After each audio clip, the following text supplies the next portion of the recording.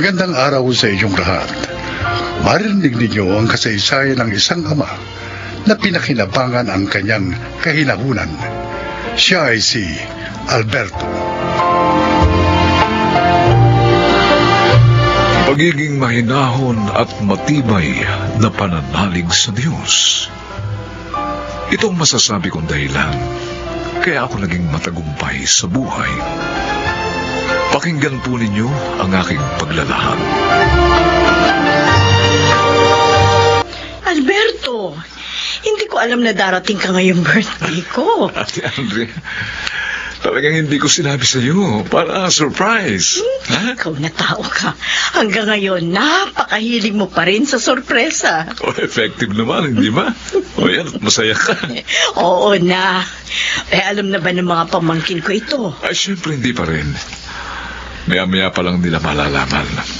At may isa pa akong sorpresa sa inyo lahat. Oh, ano pa sorpresa? Nag-retire na ako sa serbisyo. Very good. Tama lamang nang mag-retire ka na sa serbisyo dahil nasa tamang edad ka na ng pagpapahinga.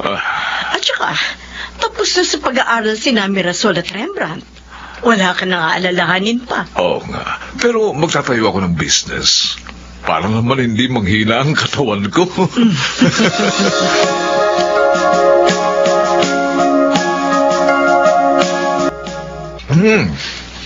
Ito ang na-miss ko sa probinsya, Mirasol eh. Masarap mong luto. Don't worry, Dad. Ngayong kasama na namin kayo, lagi ko kayong ipagluluto. Good, ate. Makakatipid na ako sa budget. Hindi na ako madalas kakain sa labas. Ay siya nga pala, kumusta naman ang mga trabaho niyo? Well, okay naman sa ospital na pinapasukan ko, Daddy. Good. Wala rin po akong problema sa company na pinagtatrabahuhan ko. Ay, wala ba kayong balak na sundan ang yapa ko? Ang maging sundalo rin? Daddy, kontento na po ako sa buhay ko ngayon. Ito po talagang pangarap ko, ang maging doktora. Ako din ho. I hope you understand.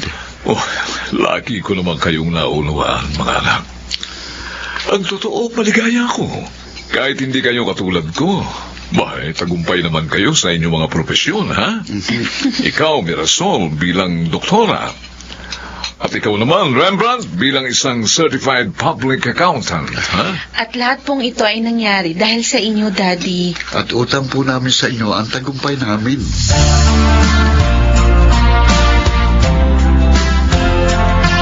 Ano?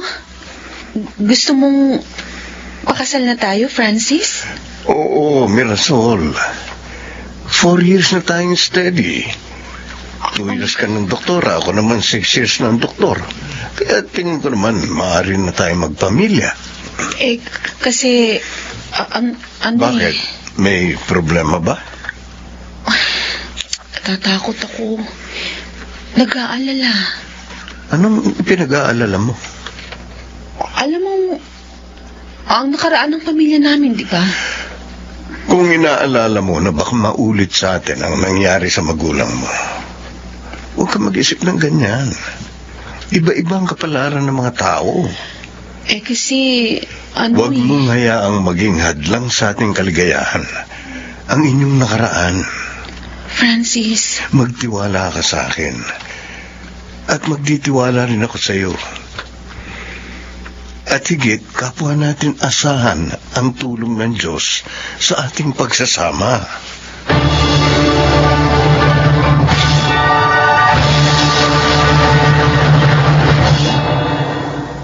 Wala akong tutulo sa balak niyo, iho. Binibigay ko sa inyo ang aking pahintulot. Salamat po, Tito Alberto. Thank you po, Daddy. Ate, dapat kasama ako sa mga abay. Kuya Francis. Siyempre naman. Ikaw po ba mawawala? Lagi sana kayong magmamahalan, ha? Mag-uunawaan. At panatilihin niyo ang banal na takot sa Diyos. Para hindi kayo maligaw kahit mag-asawa na kayo. Tatandaan po namin yan, Dad. At ikaw, Francis, maging mahinahon ka sana sa iyong asawa, ha? Alam po na isusunod ni Daddy sa sentence na yan. Dahil ang katunayan ng pagiging lalaki ng isang lalaki ay ang pagiging mahinahon. Naniniwala ako doon, Rembrandt. Kaya gagawin ko yun.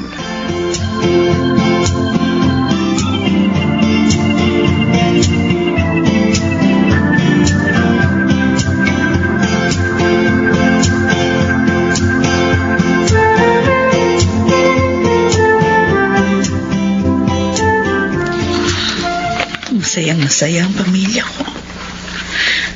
Kita ko yung kanina. Habang lihim ko silang minamasdan. Sayang. Kung hindi ako nagkamali, sana kasama pa rin nila ako ngayon. Pero huli na ang lahat. Para sa akin magbabago.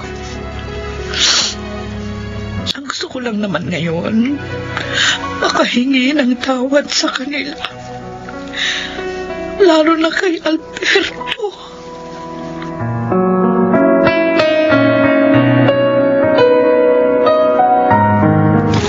Sinong... Arlinda? Ako nga, Alberto. Saan? Arlinda! Nawala siya naman ay... Mirasol! Anak, dali! Daddy? Bakit po? Ano po nangyari? Bakit siya nandito? Nagkumatok siya at nang buksan ko ang pinto, bigla na lang siyang hinimatay. Halika, tulungan natin siya. Bakit pa? Mukhang may sakit siya, anak. Tingnan mo, ang laki ng ipinayat niya. She deserves it. Taksil siya. Anak, isa kang doktora. Huwag mo sana kalimutan yan. Tungkulin mong magligtas ng buhay. Daddy. Alam ko, nasaktan ka sa ginawa niya. Pero higit ako, anak. Dahil ako ang asawa niya. Subalit nagpakahinahon ako. Nagpakatatag para sa inyo. Anak, kung ayaw mo siyang gamutin, lapatan mo man lang siya ng first aid at dadalhin ko siya sa ospital. Sige na!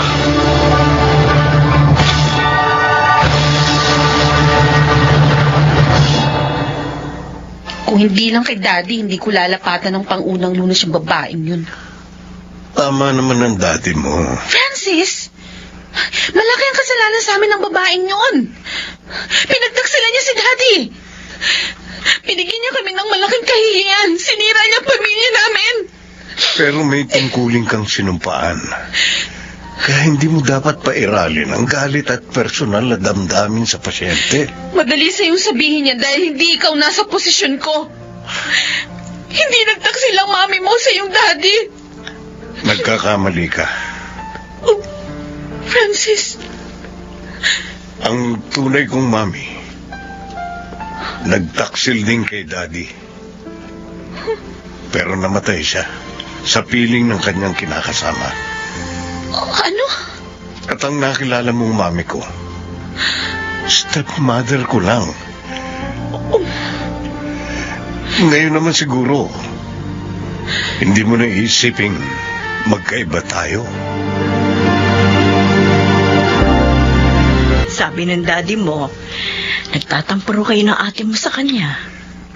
Kasi naman po, Tita Andrea, binabaliwala kami ni Daddy ang damdamin namin. Alam mo, mahal na mahal kayo ng daddy mo. Bakit mo siya pinag-iisipan na ganyan? Dahil ipinagamot pa niyang babaeng nanakit sa aming lahat. Ayon sa doktor, may cancer sa ovary ang mami niyo at may taning ng kanyang buhay. Hindi ba maaaring pasayahin niyo siya sa kaunting panahong natitira sa kanya? Wala siyang karapatang maging masaya. Masama siya. Kaya dapat lang na maghirap siya. Ang daddy ninyo, napatawad na siya. Sana ganun din ang gawin ninyo ng ate mo. Iho, higit na mapalad ang nagpapatawad dahil wala siyang nagawang pagkakasala. Tama si Tita Rembrandt. Mirasol, Ate, ano bang nangyayari sa inyo lahat? Bakit naging kakampi na kayo ng babae yun? Mapalad pa rin tayo. Dahil kahit nagloko si Mami, naging maganda pa rin ang kinabukasan natin. At yun ay dahil kay Daddy. Naging mahinahon siya. Hindi niya ginantihan si Mami. Kaya matagumpay tayo ngayon. At sa gagawin nating pagpapatawad, Si Daddy ang higit nating mapapasaya. Makadarama pa rin kayo ng kagaangan ng loob. Maniwala kayo.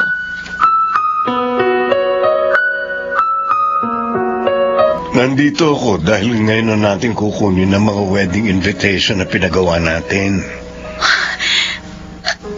Pakakasalan mo pa ba ako? Mira, walang nagbabago sa damdamin ko. Kahit masama ang inasal ko. Nadala ka lang ng galit. Kaya hindi mo agad kami naunawaan. Pero matapos kitang paliwanagan, nagbago ka naman, di ba? Oo. Bukas nga, pupuntahan na namin si Mommy. Alberto. Narito pa rin ako. Erlinda. Maraming salamat, Liz, sa'yo. Ginawan mo sa akin ang iyong pagpapatawad. Kahit napakasama ko.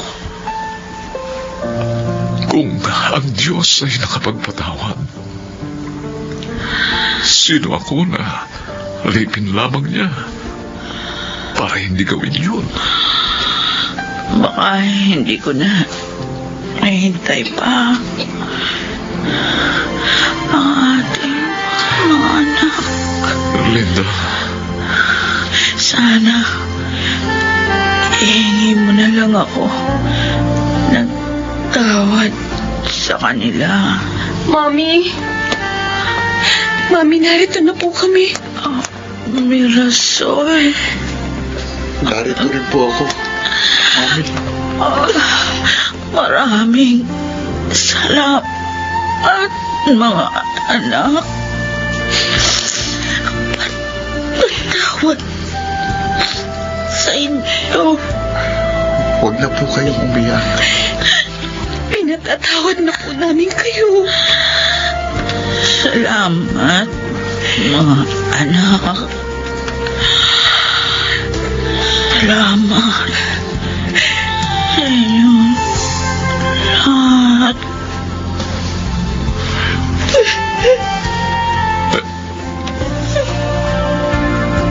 Linda.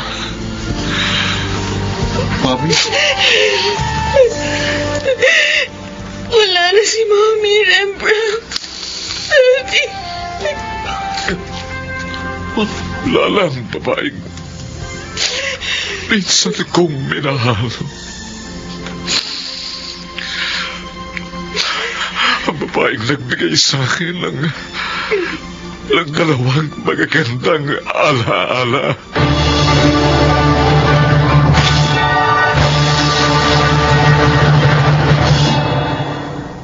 Bagamat pumanaw si Erlinda, alam kong maligaya siya.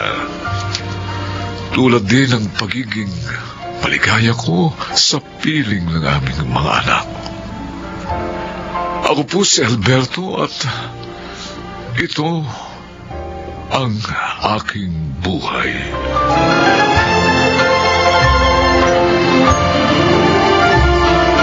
Tataglay lamang ng tao ang kahinahunan at katapatan. Kanilang makakamit ang walang kapantay na kaligayahan. Mga nagsiganap, Jenaline de la Cruz, Chiquit del Carmen Amor, Phil Cruz, Fidel Benamin, Rosana Villegas at June Ligaspi sa papel na Alberto.